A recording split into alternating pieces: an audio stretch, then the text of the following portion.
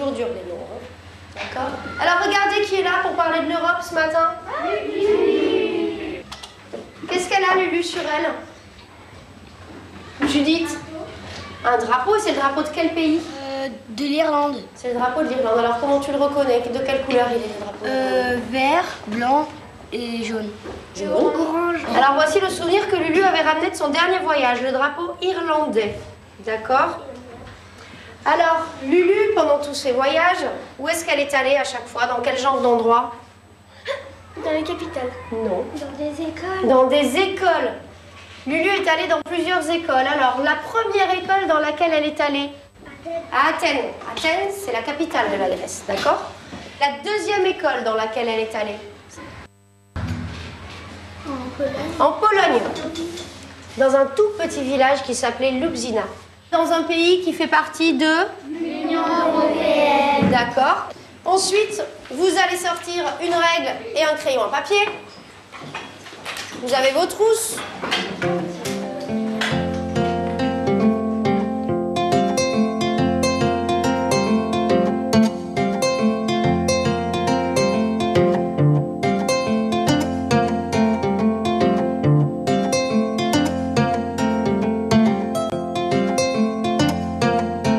Je crois que les mouvements patriotes sont dans le sens de l'histoire.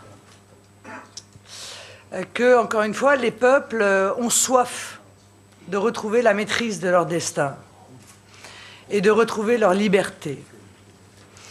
Que l'Union européenne, comme tous les empires, va s'effondrer sur elle-même.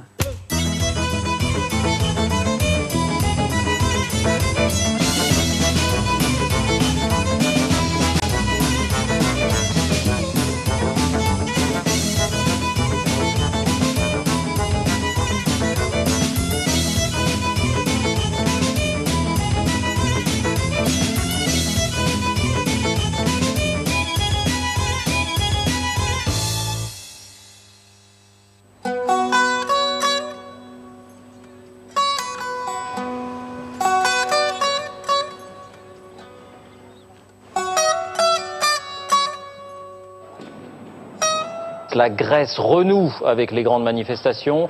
C'est aujourd'hui que le gouvernement de coalition a annoncé son énième plan d'austérité. 40 000 personnes ont défilé à Athènes contre ce nouveau tour de vis sur les salaires et les impôts. Les forces anti-émeutes ripostent à coups de gaz lacrymogène et de grenades assourdissantes.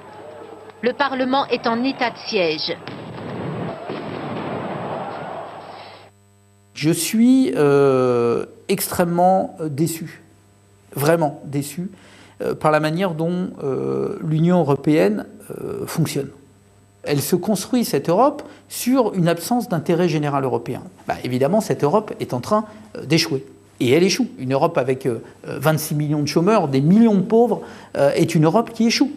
Nous savons maintenant que ce que nous appelons mémorandum ou politique d'austérité a été très néfaste pour l'économie, la société et les droits de l'homme. À l'heure actuelle, plus d'un tiers de la population vit sous le seuil de pauvreté. Dans certains cas, je vous parle d'une pauvreté extrême. C'est un problème pan-européen, parce que ces politiques d'austérité ne mettent pas en péril uniquement les économies des pays les plus faibles, mais également la possibilité d'une Europe unie.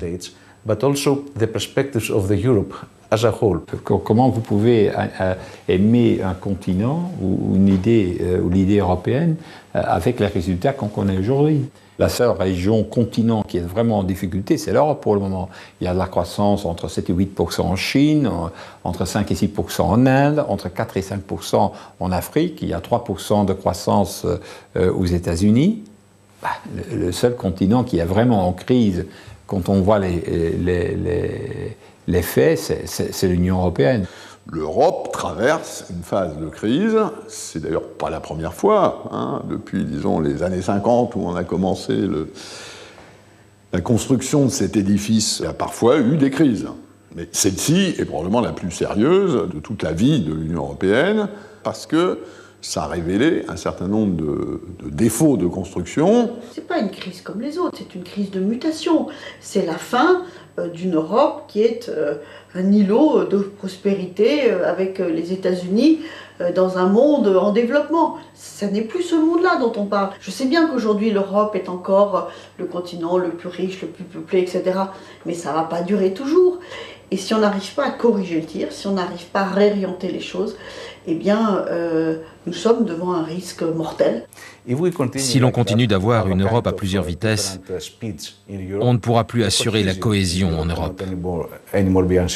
Si on continue à considérer que ce qui est important, c'est d'abord et avant tout de mettre en œuvre un marché intérieur sur une concurrence libre et non faussée, blablabla, si on considère que c'est ça l'alpha et l'oméga des politiques européennes maintenant, alors moi je vous le dis, l'Europe elle va mourir. Séisme, onde de choc ou tsunami, Marine Le Pen a triomphé hier soir. Le Front National est devenu le premier parti de France. Il a multiplié son score par 4 en 5 ans. C'est l'envolée des eurosceptiques. Ils obtiennent 140 sièges. Ils seront 3 fois plus nombreux que dans le Parlement sortant. Celui qui veut faire sortir le Royaume-Uni de l'Union européenne avait promis un séisme politique. Il a tenu parole. Son parti, le UKIP, arrive en tête avec 27,5% des voix. En Hongrie, le parti d'extrême droite Jobbik, accusé de racisme et d'antisémitisme, est numéro 2, avec 14,7% des voix. Enfin, les néo-nazis grecs font leur entrée au Parlement européen. Leur parti, Aube dorée, obtient 9,4%. Jamais le Parlement européen n'aura accueilli autant de députés anti-européens. L'histoire de l'Europe depuis le 19e siècle montre que, à chaque fois qu'il y a eu des difficultés économiques et sociales, les mouvements populistes en ont profité. Très souvent, quand un homme politique dit la vérité, on l'accuse d'être populiste ou démagogue. C'est curieux.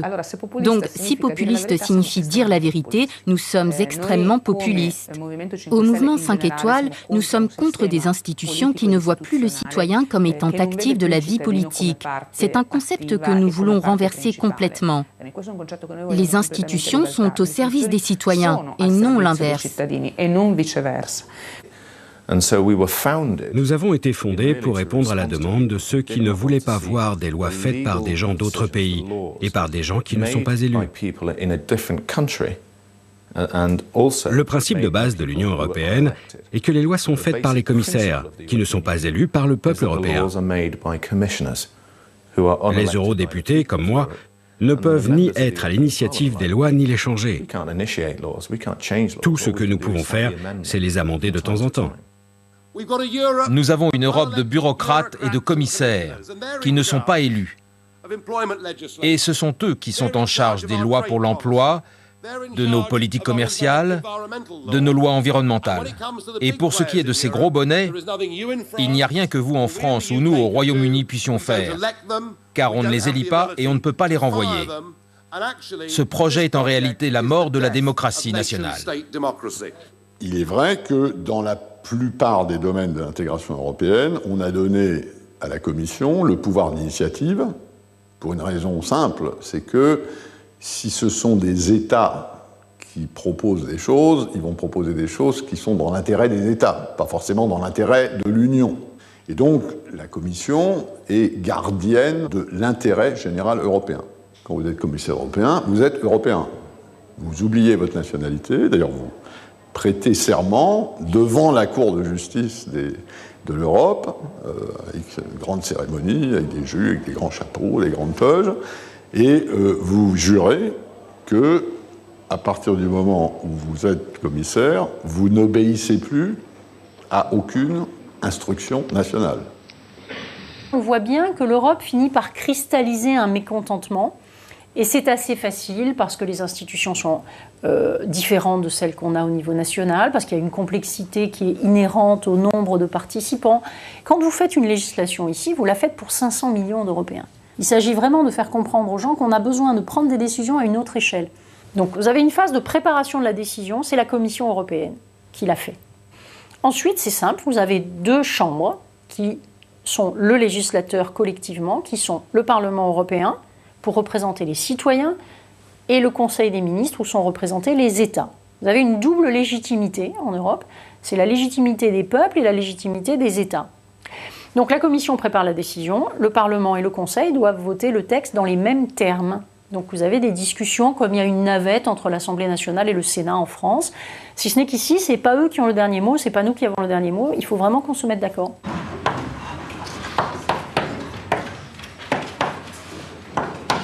Donc voici la devise de l'Europe, unie dans la diversité. Qui peut nous en dire plus sur cette devise? En fait, même si on a des cultures différentes, des religions différentes, eh ben on est tous pareils. Alors, quel est notre point commun? Même si on est de plusieurs pays espagnols ou français, ben, on est quand même européens. D'accord.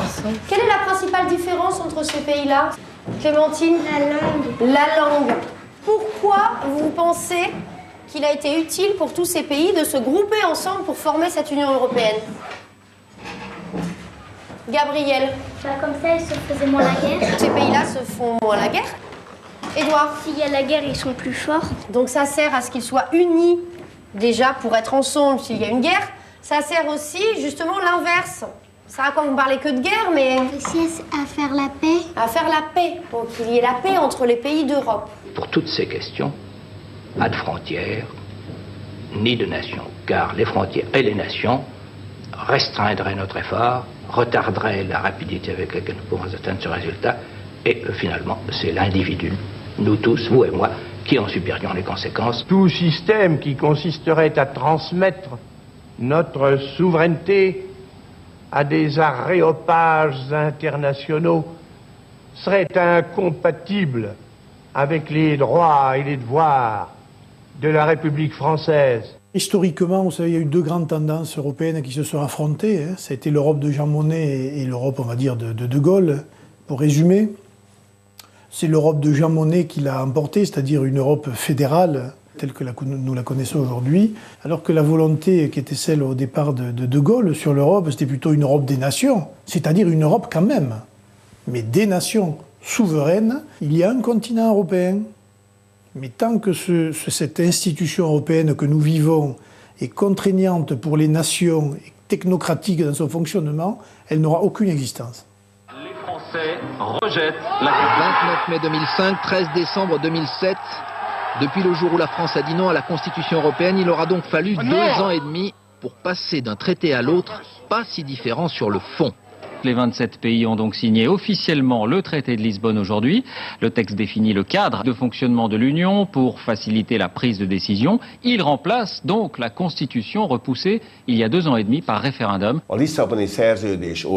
Depuis le traité de Lisbonne, l'Union européenne a pris la direction de la construction d'un empire. Ils cherchent de plus en plus à réduire la souveraineté des nations. Ils se dirigent vers une atrophie des nations et veulent ériger les États-Unis d'Europe. Angela Merkel et avant elle le président Barroso ont affirmé ouvertement que la création d'un tel super-État était leur objectif. Ils veulent vraiment d'un pays qui s'appellerait l'Union européenne. Nous pensons que c'est une erreur. Alors comment combattre ça ? Nous sommes ici et nous nous battons dans ce cadre-là parce que nous essayons de représenter les intérêts nationaux de la Hongrie. Ça, c'est tout le paradoxe que font ces élus ici, alors que c'est une institution pour construire l'Europe et qui sont là pour la détruire. Je pense que c'est peut-être le début de ce combat-là. Parce qu'aujourd'hui, nous sommes 23.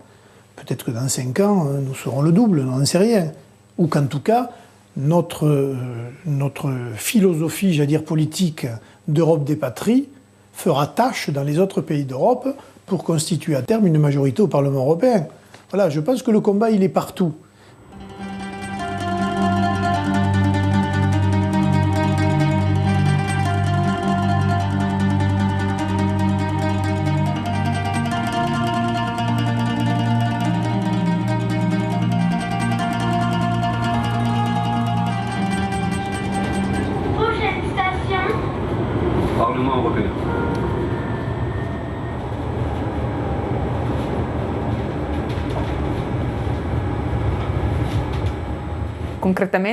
Concrètement, mon travail est très étendu et varié. Je suis en principe toutes les semaines à Bruxelles, du lundi au jeudi ou vendredi, selon les engagements. Et une semaine par mois à Strasbourg est consacrée aux travaux en séance plénière où les 750 membres se réunissent et il y a un débat sur quelques questions pour parvenir au texte final qui sera approuvé par tous les députés en séance plénière. J'avais, comme tout le monde, l'impression qu'un député, ça allait ou à l'Assemblée nationale, ou au Sénat, ou au Parlement européen, Bruxelles ou Strasbourg, et que c'était absent en hémicycle parce que ça profitait pour voyager. Ben, pas du tout. On est absent de l'hémicycle parce qu'il y a plein d'autres choses en même temps à faire. Vous êtes pris par la machine, et je peux vous assurer qu'on n'a pas beaucoup de temps à nous. Voilà, par exemple, Bruxelles, je ne connais toujours pas, je n'ai pas eu le temps d'y aller. Et Strasbourg, je commence à découvrir un petit peu parce que la ville est plus petite. Et évidemment, le soir, quand on rentre à l'hôtel, on en profite un petit peu pour voir ce qui s'y passe. Une ville magnifique. Il paraît qu'il y en a quelques-uns qui viennent. Mais bon, vous pouvez aussi faire acte de présence et puis regarder votre ordinateur et ne pas participer au débat. Ce qui est certain, c'est que pour ces gens-là, vous savez, le mot « travailler » n'est d'ailleurs pas le mot le plus approprié parce qu'ils ne font pas grand-chose ici. Non, ici, ils discutent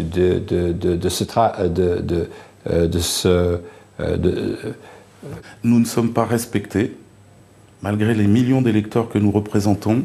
Marine Le Pen a fait du bon boulot en essayant de changer son parti. Mais, selon moi, le Front National traîne trop de casseroles. Pour former un groupe, il faut 25 élus et sur 7 nationalités. Pour l'instant, nous n'avons que 5 nationalités. Et Marine Le Pen a la sagesse de ne pas confondre vitesse et précipitation. Parce que les gens avec qui on va s'associer, il faut qu'on s'assure de leur probité, de leur honnêteté et de leur pensée politique. Le Parlement européen, c'est une tribune politique. C'est une vitrine qui vous permet d'accéder à la parole et qui vous crédibilise. Un des reproches que je fais à tous ces nationalistes, c'est qu'eux ne s'adressent qu'à leur petit public. Ça passe pas à la barre en général. Les populistes français s'adressent aux Français pour dire des trucs en français qui plaisent aux Français. Les populistes allemands vont s'adresser en allemand pour dire des choses qui plaisent aux Allemands. Et on voit bien pourquoi, au bout d'un moment, ils seront absolument incapables de construire quoi que ce soit, parce qu'en plus, ils auront chauffé les opinions publiques. Ah, je connais un exemple, là, c'est Marine Le Pen, qui ne fait rien d'autre que d'utiliser l'enceinte ici pour lancer des cris patriotiques, hein, soi-disant patriotiques, mais qui ne mènent à rien du tout, parce qu'elle n'est jamais là, hein, sauf pour faire ce petit discours de 1 minute ou de 2 minutes et de cracher, hein, je dirais, sur tout le monde. Quand Marine Le Pen parle au sein du Parlement européen, on voit bien qu'elle est beaucoup plus écoutée que le président du groupe PPE, dont je suis persuadé personne ne sait qui c'est aujourd'hui. Donc je pense que d'abord, c'est ça qui est important, le message, lui, il porte. C'est QFD, ils se servent de la tribune qu'ils ont ici, à la fois comme moyen d'accroître leur audience ou d'avoir une tribune, à la fois sur la scène européenne et sur la scène nationale.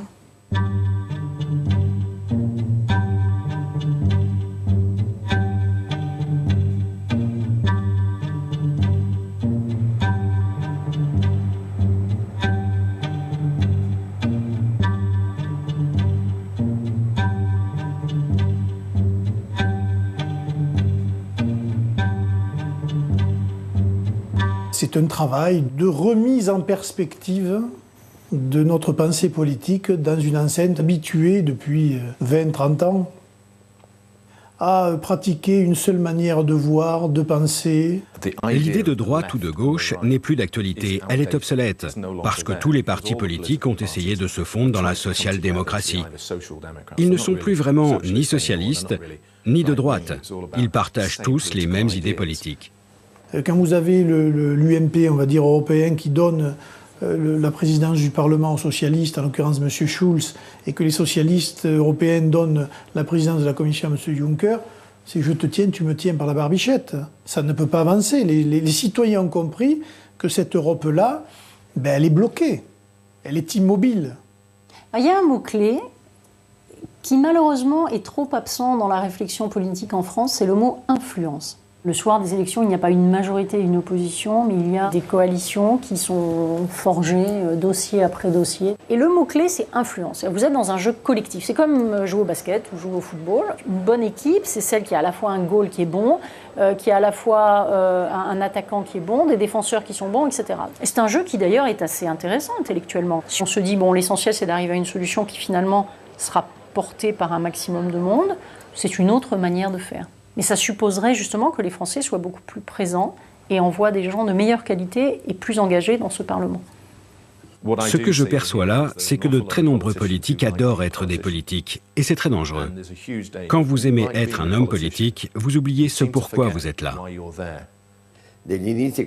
Au début, je pensais vraiment être arrivé dans une sorte de monde orwellien. Et chaque jour, je découvrais que l'on était peu de choses, étant pratiquement réduits à être des figurines ou des marionnettes de ceux qui tirent les ficelles de la politique. Par exemple, nous dénonçons le scandale Juncker en ce qui concerne la fiscalité. Tout le monde sait aujourd'hui que le président Jean-Claude Juncker a permis, alors qu'il était Premier ministre et ministre des Finances du Luxembourg, que son pays devienne un paradis fiscal, en concluant des accords secrets avec près de 300 grandes sociétés. Je ne m'excuse pas pour ce que j'ai pu faire pour mon pays. La commission que j'ai l'honneur de présider va lutter contre l'évasion fiscale. Je le ferai, n'en doutez pas. Ne me décrivez pas comme le grand ami du grand capital. On se fout de nous. On se fout de nous, on est encore en train d'apprendre aujourd'hui, mais on le savait entre guillemets, mais là on a les preuves que M. Juncker, Premier ministre du Luxembourg, il a détourné légalement, mais détourné des milliards d'impôts. Il l'a fait volontairement pendant des années. Cette personne est maintenant présidente de la Commission européenne et on vient nous dire qu'elle va gérer contre la fraude fiscale. Enfin, là aussi on se fout de nous. Marine Le Pen intervient dans LuxLeaks, il dit oui c'est scandaleux, mais elle ne dit pas que la seule façon d'en finir avec LuxLeaks, c'est d'avoir une réglementation, une harmonisation au niveau européen. En fait, elle défend le nationalisme aussi au niveau de la fiscalité, qui est à la base de nos problèmes. Donc, on voit ici l'irrationalité de ces thèses nationalistes et souverainistes. Quand vous êtes malade et que vous allez voir tous les médecins, et que les médecins, les uns après les autres, échouent, vous finissez par aller voir le guérisseur, vous finissez par aller même voir ceux qui retournent les cartes anciennes et qui vont vous dire oui, il y a un moment où on ne peut pas vivre sans espérance. On permet aux grandes entreprises de frauder et puis on continue à tabasser le petit retraité, le chômeur qui est montré du doigt ici ou là. Cette Europe-là, elle a complètement perdu le sens de ses logiques. Ces logiques n'étaient pas de défendre une économie libérale. Elle était de mettre en place des logiques de solidarité. C'est là-dessus qu'est en train de surfer Marine Le Pen et son parti. Les partis d'extrême droite sont incapables d'insuffler l'alternative économique dont ont besoin nos pays. Car malgré leur populisme, ce sont les alliés des élites économiques. Il y a maintenant Madame Le Pen qui, en théorie et dans les mots, se positionne contre les élites et contre les plutocrates. Mais en aucun cas elle ne défend les intérêts des travailleurs, mais bien ceux des élites qu'elle dénonce ouvertement. Parce que les élites économiques profitent presque toujours de la montée des partis extrémistes. Donc les programmes sociaux des partis de gauche et d'extrême droite sont très clairement différents. Nous, de toute façon, on fait tous azimuts, que ce soit en matière économique, on conteste l'euro, que ce soit le système économique, on conteste l'ouverture des frontières à tout crin, on se bat pour un peu plus de protectionnisme aux frontières, on se bat pour de la réindustrialisation et du patriotisme contre l'immigration. Bref, c'est l'ensemble du chantier qui est à reprendre à zéro, et c'est ce que nous essayons de défendre dans toutes les commissions.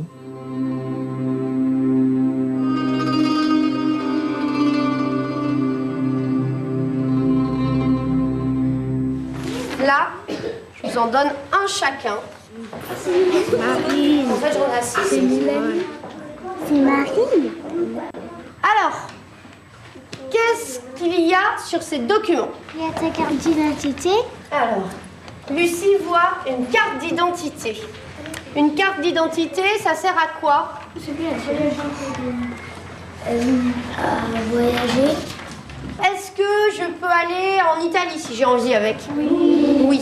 Est-ce que je peux aller aux États-Unis? Non. Pourquoi?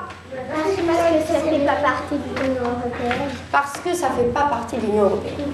Donc avec une carte d'identité, je peux voyager dans tous les pays de l'Union européenne. Est-ce que ça a toujours été le cas? Non. Non? Pourquoi? Qu'est-ce qui a changé? Avant que l'Union européenne existe, qu'est-ce qu'il y avait entre les pays? Des frontières. Des frontières, d'accord. Et puis depuis quelques années, il n'y a plus de frontières. Alors, les pays où on peut passer librement, sans avoir besoin de papier particulier, font partie de quelque chose qu'on appelle l'espace Schengen. Vous avez déjà entendu ça? Non. Voilà. Les accords de Schengen doivent être révisés. On ne peut pas laisser la gestion des flux migratoires entre les seules mains des technocrates et des tribunaux. Les décisions d'entrée sur notre territoire doivent être l'expression d'une volonté politique décidée par la souveraineté nationale. Celui qui se déplace en Europe pour ses activités professionnelles, celui qui se déplace en Europe pour ses loisirs, considère que Schengen, c'est un grand plus. Celui qui n'a pas les moyens de se déplacer voit effectivement l'étranger, quel qu'il soit, comme une agression et met en cause Schengen. Je pense qu'il y a des problèmes avec certains aspects de l'immigration venant de l'Est de l'Europe. Nous nous sommes fermement opposés à l'élargissement pour de nombreuses raisons. D'abord, parce que nous croyons que l'économie de beaucoup de ces pays n'est pas compatible avec celle des anciens États membres. Donc, faire entrer ces pays a créé d'énormes déséquilibres. Chaque élargissement a mené à un plus grand développement de l'Union européenne. Actuellement, nous sommes le plus important marché au monde du point de vue économique. Donc je ne pense pas que l'élargissement ait affaibli l'Union européenne. Il s'agit là d'un prétexte utilisé par ceux qui attaquent l'Union européenne. L'élargissement de l'Union européenne tel qu'il a été fait, à l'initiative de Jacques Chirac et du chancelier Schröder en 2004, ça se voulait une réponse à cette question-là. Quels moyens se donne-t-on pour fixer les populations chez elles plutôt que de continuer à les attirer par notre niveau moyen de vie? La décision qui a été prise par les Européens de l'Ouest, c'est de faire rentrer ces pays dans l'Europe et de consacrer des moyens à l'élévation de leur économie. Et les 15 qui ont élargi l'Union européenne d'alors se sont dit « Accueillons ces pays dans le salon de cette maison Europe. » Mais nous avons atterri dans la pièce des domestiques. La division entre l'Europe occidentale et l'Europe dite orientale, elle ne date pas de la Seconde Guerre mondiale. Elle est très antérieure. Ça correspond en fait à la fracture liée à la révolution industrielle. Ce type de division n'a pas été surmonté par les adhésions à l'Union européenne. Et ce que l'on constate aujourd'hui, c'est qu'il y a, à peu de choses près, le même type d'écart entre l'Allemagne et la France, d'une part, et la Pologne, la Hongrie, la Roumanie, etc., la Bulgarie, qu'il y avait dans les années 30. Le problème, c'est qu'ils ne se sont pas enrichis d'une manière significative, car nous nous appauvrissons d'une manière significative. La suppression des frontières douanières, économiques et politiques, c'est la fin de l'économie française. C'est la ruine du peuple français et c'est la fin de la France. L'ouverture à l'Europe centrale a, il ne faut pas non plus se voiler la face, modifié un certain nombre de flux économiques. Et il est clair qu'un certain nombre de grandes entreprises ont été chercher une diminution des coûts de production en allant créer des emplois dans ces pays et en abandonnant les emplois dans l'Europe de l'Ouest. Traduction, venez chez nous, ne payez pas notre main-d'œuvre qualifiée, elle n'est pas encore protégée. Faites-en ce que vous voulez, Mettez-les dans des situations indignes, tuez-les à la tâche. Ici, tout est possible. Si les politiques mises en place avaient contribué à réduire davantage le niveau de rémunération entre un salarié tchèque et un salarié belge, par exemple, eh bien, je suis sûr que la problématique de l'Europe se poserait autrement aujourd'hui. Malheureusement, en Europe et dans de nombreux pays en ce moment, la circulation, ce qu'on appelle la mobilité, n'est plus un choix du citoyen, mais une nécessité pour la survie. On exploite au sein de la communauté européenne les habitants des pays les plus pauvres pour les faire venir dans les pays les plus riches et ainsi peser à la baisse sur les salaires des autochtones, des indigènes. Ceci est indéniable. Mais eux tirent la conclusion que pour empêcher cela, il faut fermer les frontières. Or, la conclusion que nous en tirons, nous, la gauche, c'est qu'un même travail dans un même endroit mérite le même salaire. La Roumanie a envoyé vers l'Europe les meilleurs informaticiens, les meilleurs médecins. Et je crois que c'est un atout pour beaucoup de pays de l'Union européenne que des gens formés en Roumanie travaillent maintenant dans des pays de l'Union européenne. Nous devons travailler à créer un salaire minimum et non pas lutter contre des personnes venant d'autres pays qui travaillent par exemple en Allemagne. Des avancées sont possibles, elles sont en route sur la pénibilité du travail, sur la durée légale du travail, sur la durée de la carrière professionnelle. Je pense que ce n'est pas avec moins d'Europe qu'on réglera les problèmes, c'est avec davantage d'Europe sur quelques grandes questions. Avec Schengen, par une interprétation parfois tendancieuse, on joue ou on alimente les peurs.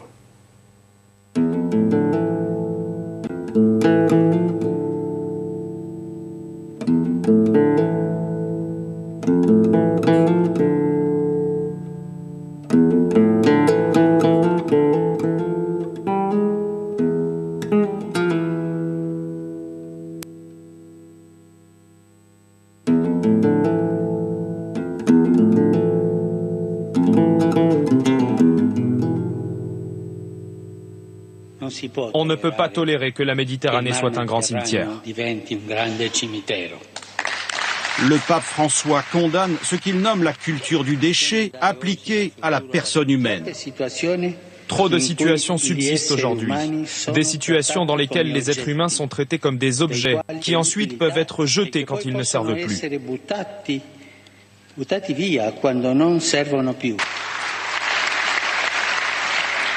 C'est ce que nous disons, nous, depuis très longtemps. Et là où il a eu une phrase que personne n'a relevée, en tout cas n'a pas voulu relever, il a dit « mais c'est bien de s'occuper des conséquences, c'est-à-dire de l'état des migrants ». Parce qu'évidemment, la misère humaine, personne ne peut y être insensible. Mais il serait quand même bon, utile et nécessaire de s'occuper des causes. Or, les causes de l'immigration, c'est l'extrême pauvreté des continents qui nous envoient de l'immigration. Or, qui s'occupe de ces problèmes-là ? C'est honteux ce qui se passe. Plutôt que de faire venir ces gens dans les pays riches en leur faisant croire que c'est l'Eldorado, il vaudrait mieux les aider à se développer chez eux. Ces pays ne sont pas pauvres. Ils disposent de ressources naturelles inestimables. Mais le pouvoir global de l'argent et le système économique exploitent les ressources naturelles de ces pays et leurs forces de travail, de telle sorte qu'ils se retrouvent en dernière position, tout en bas du tableau. Le consumérisme à l'échelle planétaire laisse de côté, il faut bien le dire, peut-être les 4/5 de la planète, avec des conséquences écologiques et avec des conséquences humaines gravissimes. Leur critique ressemble parfois à une critique de gauche, parce qu'ils dénoncent eux aussi le néolibéralisme, entre autres choses. Mais en y regardant de plus près, on y trouve des arguments stéréotypiques du nationalisme, du souverainisme et de la xénophobie. Évidemment, un garçon né en Afrique peut venir en Europe et fonder une famille. Mais cela ne doit pas signifier l'exode d'1 million d'Africains qui viennent changer le visage de Turin, Gênes, Vérone, Nice ou Düsseldorf, et ainsi de suite. Si vous les sortez de la misère des pays dans lesquels ils vivent pour les remettre dans une autre forme de misère, aujourd'hui dans des quartiers français, où leurs enfants sont laissés, qu'on le veuille ou non, à une absence d'éducation, parce que c'est le cas, à la jungle des banlieues, au pouvoir de la drogue ou des trafics divers et variés, et qui finissent, summum du summum, par transformer une partie de ces jeunes générations en ennemis du pays dans lequel ils vivent, mais je pense que la responsabilité, elle est grande. Donc c'est un peu comme l'épidémie d'Ebola. Parce que là non plus, la solution n'est pas d'envoyer des médecins dans une situation dangereuse. Ils ont vraiment le pouvoir du poison.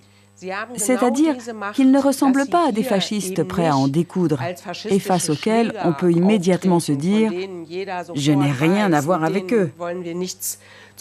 Ici, ils se présentent en costume, ont un langage châtié. Ainsi, le poison du racisme et de la politique de droite qu'ils incarnent peut mieux se propager. Et donc cette espèce d'idée qu'on doit fermer la porte derrière soi, alors que nos grands-parents, quand ils étaient pieds nus, ils ont été accueillis en France et ils y ont trouvé des perspectives de développement, ben moi je trouve ça dégueulasse. Nous avons une économie qui est très différente de celle du reste du monde. Si vous regardez l'Europe de la Lune, c'est 7% de la population du monde, c'est 20% de l'économie du monde, c'est 50% des dépenses de sécurité sociale dans le monde. Compte tenu de l'ampleur de la redistribution, ce modèle a besoin de croissance. L'Europe est un des rares endroits de cette planète où la population diminue. La seule solution à terme à ce rétrécissement démographique, c'est l'immigration. Mais les opinions, pour l'instant, ne sont pas là. Il faut un travail d'éducation, de débat public, parce que l'argument économique ne suffit pas à convaincre.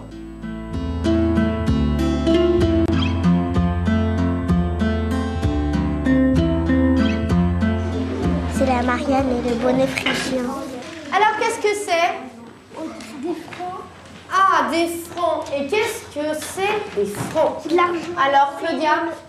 Avant, c'était des francs et maintenant, c'est des euros. Où ça? Où est-ce qu'on utilisait les francs avant? Aux États-Unis. Écoute bien le nom. Francs. En France. En France. Qu'est-ce qui vous fait penser à la France sur ces billets et ces pièces? Édouard? Il y a marqué Banque de France. Il y a marqué Banque de France. Qu'est-ce que vous remarquez d'autre? Le devise de la France, égalité, fraternité et liberté.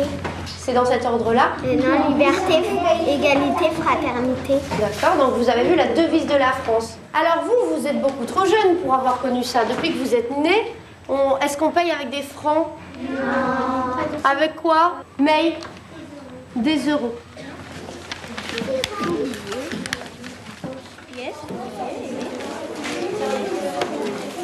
La monnaie européenne, c'est une idée qui a des origines très anciennes. Elle est liée d'ailleurs à l'idée des États-Unis d'Europe qui avait été lancée par Victor Hugo, donc c'est une très vieille idée. Au début des années 1990, c'est la réunification allemande. On voit ressurgir l'idée de la monnaie européenne. Jacques Delors, qui est quand même à la manœuvre, dit une chose qui est très importante. Il dit, si on fait l'union monétaire, on sera obligé de faire rapidement l'harmonisation des fiscalités entre les pays, l'harmonisation des systèmes sociaux et l'harmonisation des politiques budgétaires. Économiquement, la monnaie unique, du moment où elle est appuyée par des institutions, oui, c'est une idée qui fait sens. Mais dès le début des années 2000, on se rend compte très vite que l'Europe sociale n'aura pas lieu. L'Europe fiscale est en panne, et durablement en panne. L'Europe budgétaire, si elle se construit, se construira uniquement d'un point de vue de l'austérité. C'est la solidarité des dettes. C'est-à-dire qu'on va aller chercher... la solidarité de la richesse et de l'activité et de la prospérité. Non, pas de la richesse, il n'y a pas de richesse. Dans la zone euro, depuis 10 ans, on a la croissance... a provoqué une très forte expansion de la croissance. Nous avons la croissance la plus faible du monde. La mutualisation des dettes va obliger les Français à payer pour les dettes des autres pays européens. Et croyez-moi, il n'y a pas que la Grèce. C'est pas une crise de la dette. si vous voulez, la question de la dette, c'est un symptôme. La question du chômage, c'est un symptôme. La question des politiques d'austérité, tout ceci, ce sont des symptômes. Le fond de la crise de la zone euro, c'est l'existence de structures hétérogènes entre les économies des différents pays, par exemple entre l'Allemagne, l'Espagne, l'Italie, etc., et l'absence de mécanismes correcteurs de ces hétérogénéités. L'architecture de l'union monétaire en elle-même n'aide pas les pays pauvres de la périphérie à s'en sortir. C'est l'inverse qui se produit. Si vous regardez le déficit des pays de la périphérie, l'Italie, l'Espagne, la Grèce, le Portugal, cela équivaut au surplus amassé par l'Allemagne. De mon point de vue, l'un des principaux problèmes à l'origine de cette crise, c'est que les balances commerciales des pays membres sont très déséquilibrées. Tout ceci montre que une monnaie unique, ça peut fonctionner, mais il faut que se constitue très rapidement un État. Or, très clairement, l'unification politique n'est pas à l'ordre du jour en Europe. L'euro est un handicap majeur à notre économie et d'ailleurs, les Français commencent à en être conscients puisque 40% des Français considèrent que l'euro est un handicap quand seulement 26% considèrent que c'est un atout. Je me félicite de leur lucidité et je leur dis qu'il y a une autre voie que celle qu'on nous impose depuis 30 ans, la voie encore une fois d'un patriotisme économique intelligent et d'une sortie concertée, planifiée de l'euro. Nous verrons après 2017, lorsque nous serons à l'Élysée, si les autres partenaires de l'Europe acceptent de renégocier les traités. S'ils acceptent, tant mieux, on pourra progresser. Très honnêtement, la dissolution concertée, qui est pourtant normalement la meilleure des solutions, me semble hélas très peu probable. S'ils refusent, à ce moment-là, pour nous, en France, c'est le peuple qui est souverain. J'organise dans les 6 mois un référendum.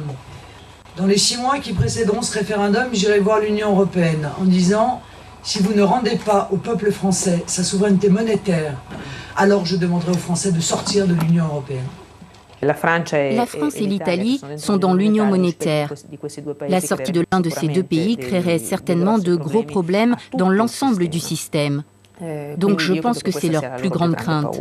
95% des nations souveraines ont une monnaie qu'ils utilisent comme ils veulent. On revient aux monnaies nationales parce que ça nous permettra de dévaluer et de pouvoir relancer nos économies, notre commerce extérieur et évidemment notre croissance et donc moins de chômage. C'est ça. C'est en cela que la fin de l'euro est nécessaire. Hein. Ah bon? Parce que les Italiens et les Espagnols, pendant ce temps-là, ils ne vont pas eux aussi dévaluer la lire et le pesetas. C'est-à-dire que la France seule va dévaluer et les autres vont rester hauts et on va redevenir compétitif. Voilà typiquement les mensonges à la Le Pen. Typiquement. C'est tout le débat, c'est que nous on dit que ça va fonctionner. Vous me rappelez la monnaie de l'Angleterre? Ils ont dévalué récemment. Et ils ont une croissance de 3,5. Nous offrons des solutions qui peuvent être considérées comme simples. Mais nous disons, pourquoi ne pas les essayer? Pourquoi ne pas démanteler l'euro qui est trop fort pour tous les pays membres? D'abord, ça veut dire que les pensions de retraite, tous ceux qui ont mis des économies, vont se prendre une énorme claque. Ce serait dramatique pour un pays comme la France, que ça ramènerait 40 ans en arrière, avec des coûts phénoménaux pour un pays qui est fortement endetté comme la France. Si nous revenons chacun à nos monnaies, eh bien nous rétablirons les montants compensatoires qui existaient entre l'Allemagne et la France dans les années 60-70. Ça serait vraiment se shooter dans le pied big way. Hein. Et puis, nous irons faire l'aumône avec notre petit franc. Est-ce que l'euro est une grande monnaie internationale ou non? Réponse, oui. Est-ce que le franc aujourd'hui, français ou belge, ou est-ce que la pesette, ou est-ce que la lire serait une grande monnaie internationale aujourd'hui? Évidemment, non. Très souvent, ces discussions ont lieu pendant les campagnes électorales. Parfois, il s'agit de thématiques populistes, mais en réalité, aucun pays n'a pris de telles décisions claires et majeures. Au niveau gouvernemental, aucune décision de retrait de la zone euro ou de l'Union européenne n'a été prise. Je crois que l'euroscepticisme est devenu une mode dans certains pays de l'Union. Une mode basée sur le populisme, mais qui ne passera pas l'épreuve du temps. En combinaison avec la crise, cette tendance a résisté quelques années. Elle durera peut-être encore 1 ou 2 ans, mais l'euroscepticisme n'est pas une solution pour l'Europe.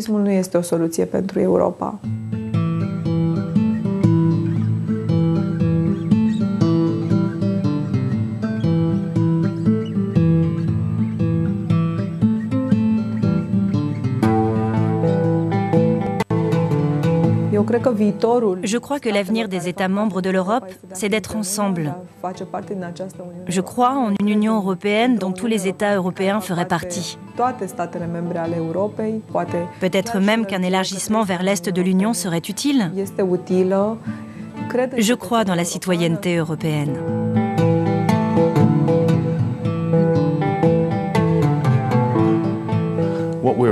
Ce qui nous fait peur, c'est que ceux qui veulent créer les États-Unis d'Europe n'ont rien compris aux gens, ni aux changements survenus sur la planète. Nous faisons concurrence à l'Inde, la Chine, l'Afrique du Sud, le Brésil, qui sont en pleine expansion. Et il faut être libre, entreprendre, permettre aux gens de partir à la conquête du monde, de commercer, de travailler et vivre avec des gens de partout. Mais la structure même de l'Union européenne empêche cela. Soyons sérieux, ce n'est pas au niveau national qu'on peut encore faire valoir nos idées, nos valeurs face aux Chinois, aux Indiens, aux Américains, aux Japonais, aux Russes, etc. Puisque même l'Allemagne n'a pas le droit de citer à la table des grands. Donc si nous voulons continuer aussi à peser sur le monde, sur la marche du monde, sur l'économie, sur la finance, sur le climat, il me semble que nous avons intérêt à continuer à travailler ensemble. Je crois que cela peut être fait au sein de l'État-nation, sans mauvais nationalisme, mais avec un sentiment fort de patriotisme démocratique. Il n'y a pas moins de souveraineté pour la France ou par l'Allemagne par l'Europe. Par la construction européenne. Au contraire, je dirais, ce n'est qu'au niveau européen qu'on peut retrouver la souveraineté, qu'on peut retrouver la capacité de décider sur notre propre sort. Ils disent « l'Europe ne fonctionne pas parce qu'il n'y a pas assez d'Europe. Donc je vais faire encore plus d'Europe, donc je vais créer encore plus de problèmes. » C'est-à-dire qu'ils vont dans le mur, ils le savent, mais ils y vont en klaxonnant. C'est au niveau européen que les solutions vont se trouver. C'est au niveau européen qu'on résoudra la question de la relocalisation, la question de l'industrie, la question de l'emploi, la question de la recherche, la question de la capacité à entrer et à gérer les questions du XXIe siècle. Nous disons, c'est au niveau européen. En revanche, ce que nous disons également, c'est que ça ne se passe pas pour le moment au niveau européen pour l'essentiel. Quel est l'intérêt général européen qu'on veut porter? Qu'est-ce qu'on veut faire? Est-ce qu'on veut en faire un espace de profit pour quelques-uns et de souffrance pour les autres? La façon dont l'Europe se construit va à l'encontre du noble rêve de l'Europe des peuples unis. Nous avons connu en Grèce l'exemple le plus pur et concentré de la tentative néolibérale de transformer la société. Et quand la tentative a échoué, il a été clair que la seule alternative serait une alternative de gauche. Tout d'abord, l'orientation néolibérale de base doit être changée. Cette orientation néolibérale est en effet inscrite dans le traité de Lisbonne. Il faut retourner aux racines de ce que l'on appelle le modèle social européen. Ce n'est pas une politique révolutionnaire. Souvenez-vous que le modèle social européen a été mis en place par les sociodémocrates et les démocrates chrétiens. Donc c'est en réalité une autre version du capitalisme, pas une expérience socialiste radicale. Mais aujourd'hui, les politiques néolibérales sont en train de détruire cela dans le but de ramener un capitalisme du XIXe siècle. Un capitalisme digne de Charles Dickens, où les ouvriers n'ont aucun droit, où il n'y a aucune convention collective, aucune solidarité. Il n'est donc pas difficile d'imaginer pouvoir renverser ces politiques. Voilà le grand pari des partis de gauche. C'est très facile de dire non au néolibéralisme, parce que tout le monde voit bien que c'est néfaste. Mais c'est bien plus difficile d'avoir un programme qui peut marcher. Un programme à la fois radical et réaliste.